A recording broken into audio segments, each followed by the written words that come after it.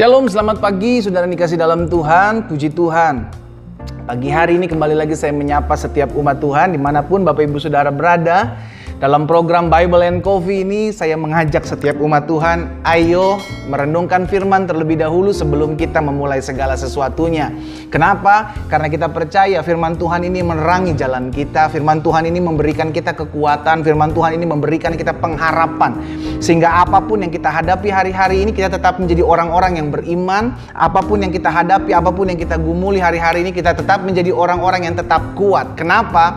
Karena firman inilah yang akan menuntun kita, yang akan memberikan kita kemampuan, dan yang akan terus tetap kita pegang dalam setiap keadaan dan situasi dalam kehidupan kita. Kenapa? Karena Yesus sendiri mengatakan langit dan bumi boleh lenyap, tetapi firman Tuhan akan tinggal tetap. Kita jadi orang-orang yang percaya bukan karena keadaan yang kita lihat. Kita jadi orang-orang yang percaya karena kita tahu janji firman-Nya yang pasti akan tergenapi dalam kehidupan kita. Katakan amin. Haleluya. Melalui program Bible and Coffee ini, saudara dikasih dalam Tuhan, saya rindu setiap pagi membagikan kebenaran firman Tuhan dari Senin sampai dengan hari Sabtu, sehingga setiap hari kita melatih diri kita untuk tetap tinggal dalam firman Tuhan. Karena itu di hari ini, mari kita berdoa untuk merenungkan firman Tuhan. Kita satu dalam doa. Bapak, terima kasih buat kasih karunia Tuhan. Terima kasih buat anugerah Tuhan.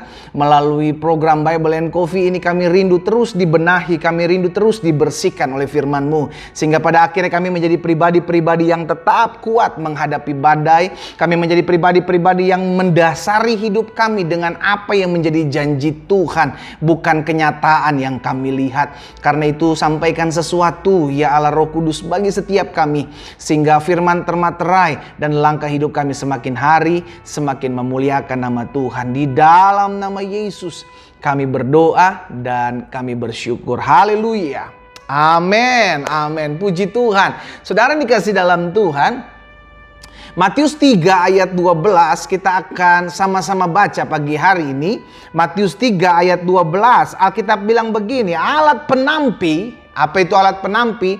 Alat untuk membersihkan, saudara dikasih dalam Tuhan, alat untuk memisahkan. Alat penampi sudah di tangannya. Ini Yohanes Pembaptis bilang kepada orang-orang pada saat dia akan membaptis banyak orang. Ia akan membersihkan tempat pengirikannya dan mengumpulkan gandumnya ke dalam lambung. Tetapi debu jerami itu akan dibakarnya dalam api yang tidak terpadamkan. Jadi saudara dikasih dalam Tuhan, hari-hari ini adalah hari-hari perpisahan. Hari-hari di mana Tuhan sedang memisahkan mana domba, mana kambing, mana gandum, mana ilalang dengan apa? Penampiannya. Iya kan? Dan alat penampiannya itu adalah masalah, pergumulan, tantangan. Sehingga orang yang kuat tetap terus akan semakin kuat. Makanya Alkitab bilang, yang jahat akan semakin jahat. Sehingga orang yang tetap berhidup baik, hidup kudus, akan tetap hidup baik dan hidup kudus. Akan bertambah baik, akan semakin baik. Kenapa? Karena semakin hari orang mendasari firman Tuhan dalam kehidupannya, maka orang itu akan semakin kuat. Makanya janji firman Tuhan jelas, orang yang menanti-nantikan Tuhan akan tetap kuat. Maksudnya apa? Hari demi hari akan ada badai. Hari demi hari akan banyak masalah yang terjadi. Bahkan Alkitab mencatat, sudah dikasih dalam Tuhan, bahwa keadaan dunia hari-hari ini akan semakin jahat. Iya kan? Sehingga orang-orang jahat akan bertambah jahat, sudah dikasih dalam keadaan akhir zaman. Orang tidak lagi memperdulikan agama, orang tidak tahu sopan santun, orang sudah tidak lagi memperdulikan apa itu pendidikan moral, tidak peduli. Apa yang dia mau itu yang dia lakukan, apa yang dia suka itu yang dia kerjakan. Gak peduli itu nyakitin hati orang, gak peduli itu mengkhianati orang, ya kan. Bahkan orang tua sendiri dilawan, anak sendiri ditinggal. Wow, jahat saudara.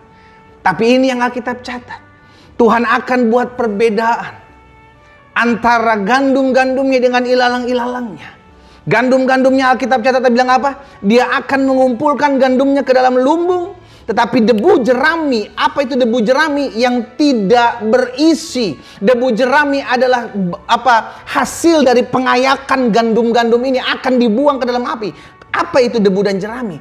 Sesuatu yang tidak lagi terpakai, sesuatu yang tidak lagi ada gunanya, sesuatu yang tidak lagi ada fungsinya, saudara dikasih dalam Tuhan. Dibuang. Tapi gandum memiliki fungsi. Gandum dicari banyak orang, gandum berharga. Dari pergumulan, dari masalah, orang akan terlihat. Makanya selalu saya mencontohkan hidup kita itu, kalau kita lihat segelas, ya kan, cangkir ini diisi oleh kopi, saudara. Kalau kopi ini kita diamkan, maka ampas kopi akan diam di bawah. Dan ketika kita mulai mengaduk kembali gelas tersebut, maka ampas kopi akan naik. Sering sekali saya menganalogikan hidup seseorang itu seperti secangkir gelas, secangkir kopi di dalam cangkir gitu kan. Ketika diaduk, kopinya akan naik, ampasnya akan naik. Nah, seringkali masalah akan membuat seseorang terlihat aslinya seperti apa. Dia diam, dia tenang karena nggak ada masalah, atau karena masalah telah terselesaikan. Tapi ketika ada masalah yang terus menggebu-gebu, masalah yang terus datang dalam kehidupan, akhirnya stres, akhirnya jadi kejenuhan, akhirnya dia sama seperti kopi yang ada dalam cangkir yang ampasnya naik, akan butek, akan keluar aslinya. Tapi kalau cangkir ini diisi terus, air mengalir, maka kotoran kopi ini akan keluar dengan sendirinya. Kita dibersihkan oleh firman-Nya. Makanya Yesus bilang dalam Yohanes 15 ayat 3 kepada murid-muridnya, kamu memang sudah bersih karena firman yang telah kukatakan kepadamu. Jadi saudara dikasih dalam Tuhan, yang pertama kita dibersihkan oleh masalah dan pergumulan kita. Dengan cara apa? Kalau orang yang kuat di dalam Tuhan, maka dengan adanya masalah, dengan adanya pergumulan, dia akan tetap semakin mencari Tuhan. Ayub dan istrinya Ayub adalah dalam satu kasus ada dua perbedaan. Ayub ketika diizinkan masalah, Ayub cuma bilang, apapun yang Tuhan izinkan terjadi dalam hidupku, Tuhan yang memberi, Tuhan yang mengambil, terpujilah nama Tuhan. Tapi istrinya Ayub berbeda. Istrinya Ayub bilang, kutukilah Allahmu dan matilah. Maksudnya apa? Istrinya Ayub hanya mengejar apa yang baik saja. Sehingga Ayub bilang sama istrinya, masakan kau hanya mau menerima yang baik dari Allah dan tidak mau menerima yang buruk? Disinilah terlihat perbedaan. Ada masalah yang sama, tapi dengan dua sikap hati yang berbeda. Yang satu menerima dengan sukacita, yang satu menerima dengan besar hati, yang satu menerima bahwa pergumulan, masalah, dan sesuatu yang Tuhan izinkan terjadi mendatangkan perubahan, mendatangkan pembersihan dalam hidupnya. Tetapi yang satu lagi hanya hidup dengan pengeluhan, yang hidup dengan persungutan, yang akhirnya masalah akan semakin berat, semakin berat, semakin berat. Akhirnya pergi meninggalkan Tuhan. Tidak sedikit anak-anak Tuhan karena masalahnya. Nah, doa-doanya nggak dijawab, belum dijawab Tuhan, pergi meninggalkan Tuhan.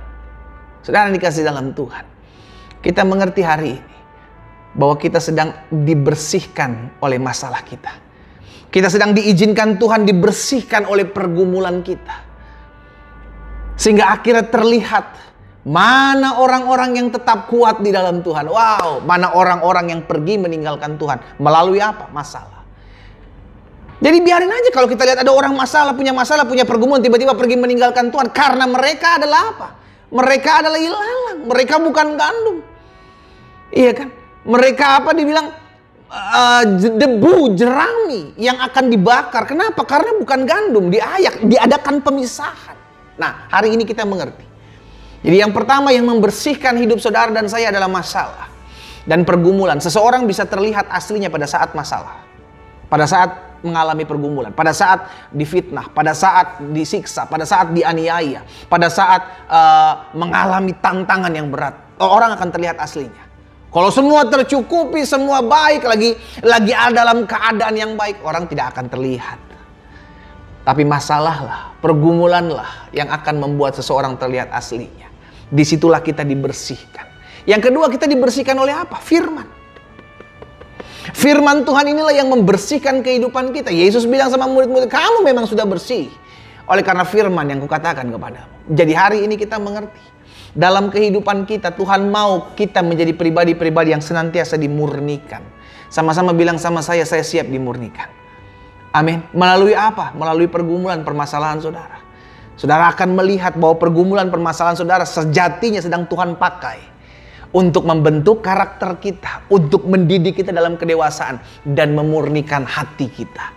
Sehingga kita ikut Tuhan bukan karena berkatnya. Buktinya apa? Ada masalah, ada pergumulan, kita tetap setia cari Tuhan.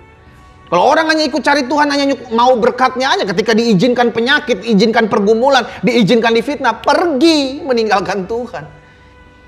Masalah pergumulanmu adalah bahan untuk engkau dibersihkan oleh Tuhan. Dan yang kedua, kita dibersihkan oleh firman-Nya. Alkitab mencatat bahwa firman itu seperti cermin. Ketika kita melihat firman, kita sedang bercermin mana yang kurang dalam hidup kita. Sehingga akhirnya kita semakin hari semakin dibersihkan, semakin hari semakin didewasakan.